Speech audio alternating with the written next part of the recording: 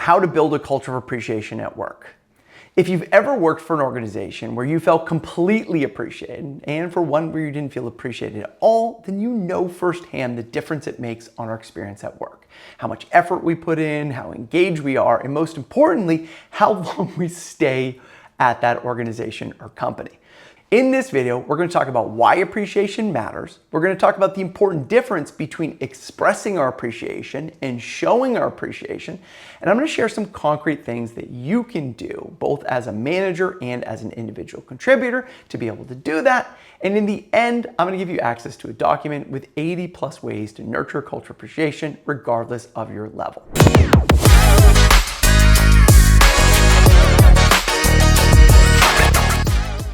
Hi, I'm Chris Littlefield. I'm the founder of a company called Beyond Thank You. I'm a regular contributor to Harvard Business Review and Forbes, and I spent 20+ years training leaders in the art of recognition and engagement and how to ensure their people feel appreciated at work. So first off, I define appreciation as the little things that we do to be able to signal to people that we value them for who they are, what they contribute, and what it takes to do their job each day.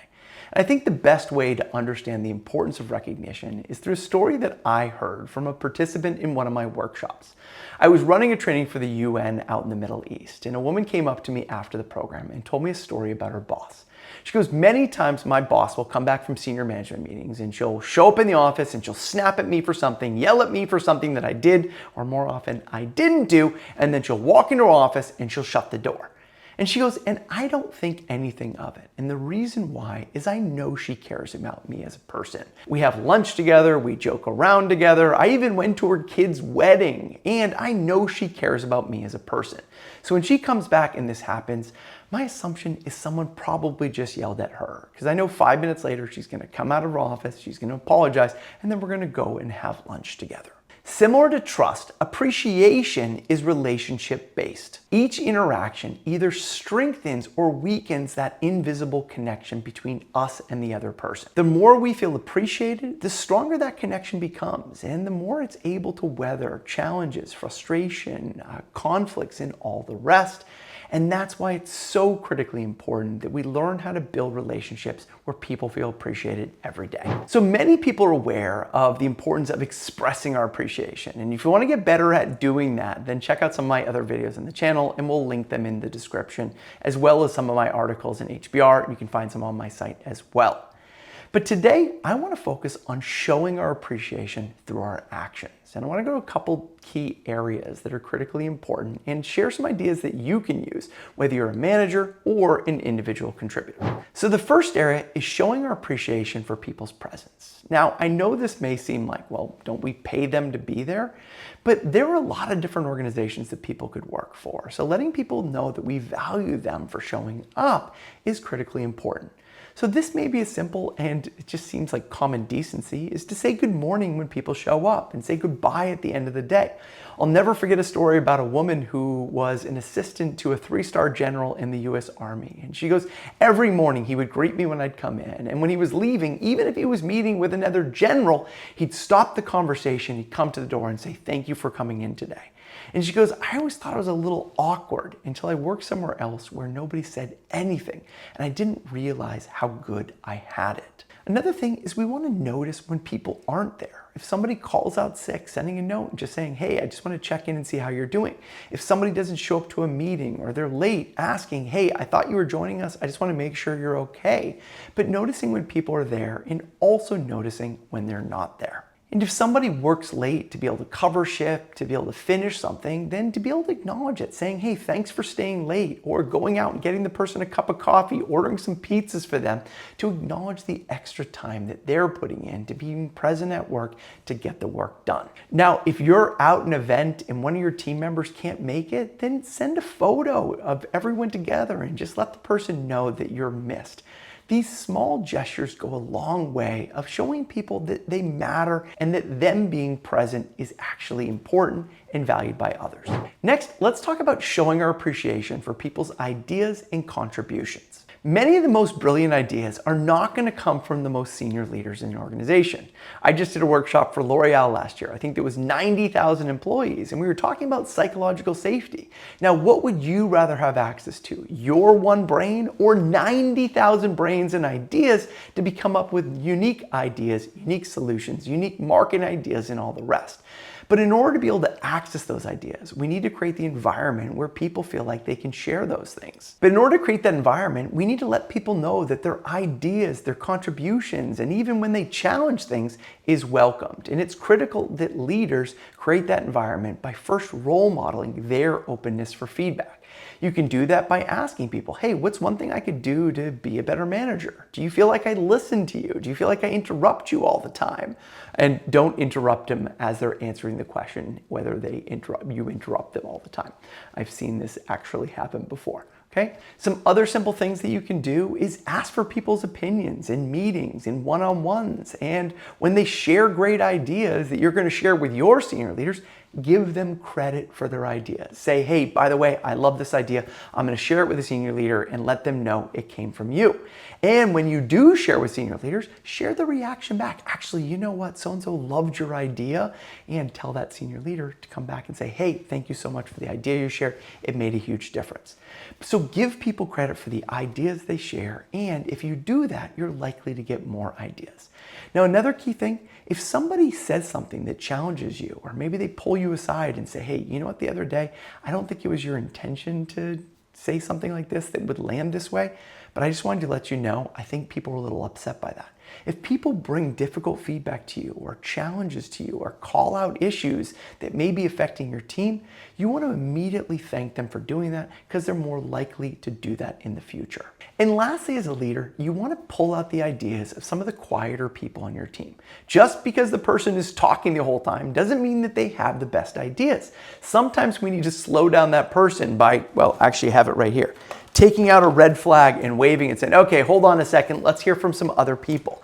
One thing I like to do is take out 2 cups, put everybody on your team's names into the 2 cups, and then after one person shares, put their name into the other cup, and then pick out another name and say, hey, you know what, Meredith, I'd love to hear from you. And if people are a little shy to be able to speak up and share on the spot, then you can post the question into the chat if you're online and say, I'd love you all to be thinking about this question, and I'd love to hear from everybody. Or send the questions ahead of time and give people an opportunity to think about them, or ask a question and say, next meeting, I want to hear from you.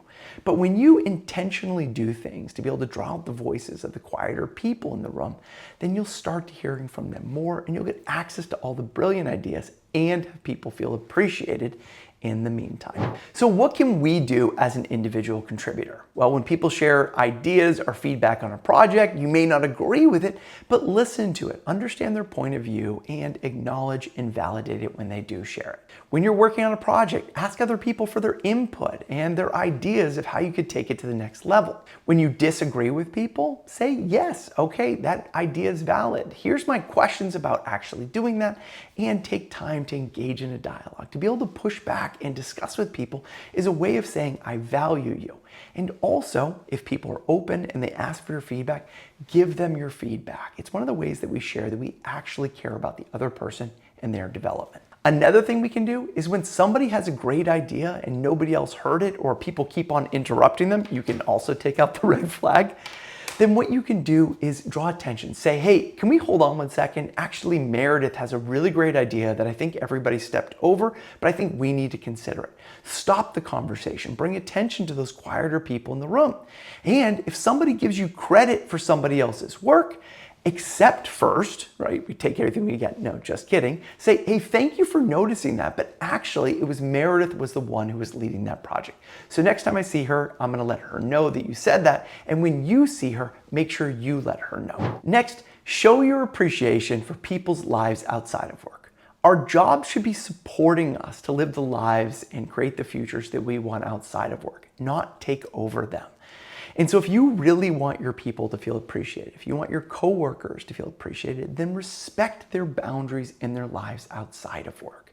So what can you do as a leader? you need to understand what's important to them. And we do this starting in our interviews with people, when we're onboarding people, in every single one-on-one. Take time to understand what matters to people. Now, one activity that I teach in one of my workshops is the 3W debrief, where at the end of each week, have people share the first W, which is a small win. The second one is some wall or challenge they're up against, either at work or at home. And then what are their plans for the weekend? Because what people spend their weekends doing often tell you what matters most to them. And when you take time to understand people's families, their kids, their hobbies, their goals outside of work, then you can support them to accomplish them. Next, and this is really important, is actually display work-life balance yourself. If you're having a rough day and you need to take a mental health day, then tell your people that that's what you're doing, because it'll give them permission to do the same. If you're going on vacation, then actually disconnect.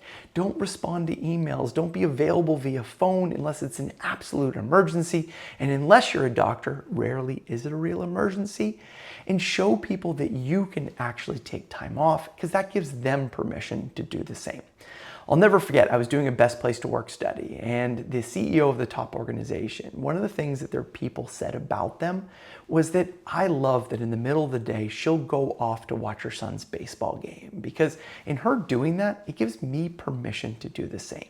So remember, show people that you have a life outside of work, because it will let them know that you're going to respect their life outside of work as well. Now, the other one is consciously schedule to support your people to live their lives outside of work. Do they have drop off in the morning or pick up after school or kids' sports? Are they coaching?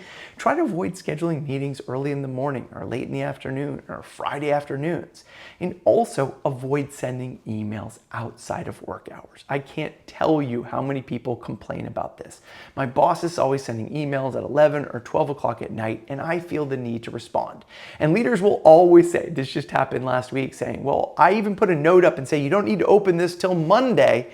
But what happens? People open it because it's coming from the boss and they feel obligated to be able to respond, or even worse, they're just thinking about all over the weekend. So if you need people, if you want to be working at 11 o'clock at night, fine, but schedule those emails to come at 8 o'clock the next morning. And if it's on Friday, schedule it for Monday morning, because you know what? You're taking off your to-do list, but you're putting it onto theirs. Now, another simple thing we can do is that if somebody's going through a major life change, maybe they're getting married, maybe they're going through a divorce, maybe someone in their family is sick, maybe someone's graduating, maybe they're going back to school, ask them how the team can support them. That small gesture to understand that they have things outside of life that are impacting them inside of work, and offering that support goes a long way. But by living a life yourself, understanding people's life outside of work, then you can respect that life, respect that boundaries, and that will have people feel appreciated. So what can you do as an individual contributor to support people's lives outside of work? One, remember that they have one. So every time we're late on something, we're late to a meeting, we're late on a deadline, we don't deliver our part, we hold back information, it sends ripples out, both into that person's work, into their team, but also out into their life if they've got to stay after to finish something. And remember the different things that people are facing. Some people have kids at home, some are home alone. And either way, people have their time outside of work. So respect that by doing your work inside of work. Another simple thing we can do is just simply take time to understand what matters to people. What are their hobbies? What do they like to do? And when you hear about things that they may like, share those with them. It shows that you care. And lastly, nurture a culture where we support people to live our lives outside of work by stepping in when people are going on vacation, when they're falling behind on a project, when they're navigating a challenge. Step in to show your support. And then also, they're more likely to do the same when you may need support in the future. Lastly, show your appreciation for people's growth and development. Now, if we want people to stick around, then they need to feel like their job and their experience at work is helping them accomplish what they want to accomplish, both in their current role and in the role they may want to be in the future. So growth and development is critical if we want to retain our best people. So what can we do as a manager? Well, one, take time to understand the career goals of your people. In your one-on-ones, check in and understand, hey, what is your 1, 5, 10-year goals? And if they don't know that, then send them out to do it. And if you want some great resources on that, check out my video on how to have career growth conversations. That we'll also put a link to that in the video and in the description. So once you know people's goals, actively work to help them accomplish them. Check in on them regularly. Hey, I know you were going back to school. How are your classes going? Or I know you wanted to learn more about programming or AI. How has that been going? What have you been learning? Hey, would you be willing to give a little presentation on some of the things you're learning in class in one of our next meetings? Or I know you're working on presentation skills. Would you like to present at our next staff meeting? Or would you like to help me organize this next event? But create opportunities that are going to help them learn and grow. Now, the next one is have regular stay conversations. If you really want this person to stick around, then carve out time a couple times a year to be able to sit down and have conversations that make sure they're having the kind of experience that would make them want to stick around. And if you want to do that, check out my video on how to have stay conversations that will also link in the video description below. So the last thing that I want to mention for the manager role is that if somebody is excellent in their job and the only way for them to move up would be into your position and you're not planning on going anywhere anytime soon, sometimes we need to support people to be able to move up in organizations outside of our own. Now, many people get surprised when I say this because, wait, we want to keep people, we want to retain people. But if we try to hold people in a position that's too small for them, then they're going to eventually leave anyway. So instead, help them find a position that's going to help them grow and let them know, hey, if there aren't opportunities to grow here and you see another position somewhere else, I'd love to keep you for my own benefit, but I don't want to hold you back from growing in your career. And then maybe if a bigger position opens up in the future, I'd love to be able to call you and bring you back. But my one caveat is you know how great it is to work here. So when other people are looking for positions, I'd love you to refer them over to us. But make sure in the end you're signaling to people that you care about them more than just what you need from them. Now, what can we do as an individual contributor? Well, understand your coworkers' goals. Ask them, how do you want to grow this year? How do you want to develop? What are some of the things you're working on and how can I support you? Have regular conversations, create learning groups and support groups. Ask for people's input and ask for their feedback on how you can grow. Because if we nurture the kind of environment where we support people to work towards our goals, then we create the kind of environment where we feel like we're all growing together.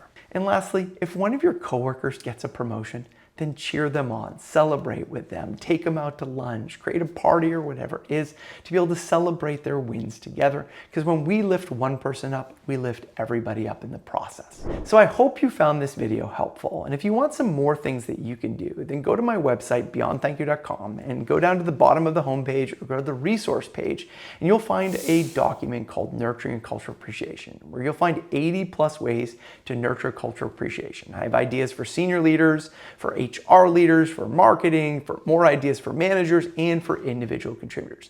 And if there's things that you do within your organization, I'd love to hear your ideas in the comments below, and let's all learn together. And if you want help nurturing cultural appreciation within your organization, well, reach out to me at beyondthankyou.com. Have an amazing day.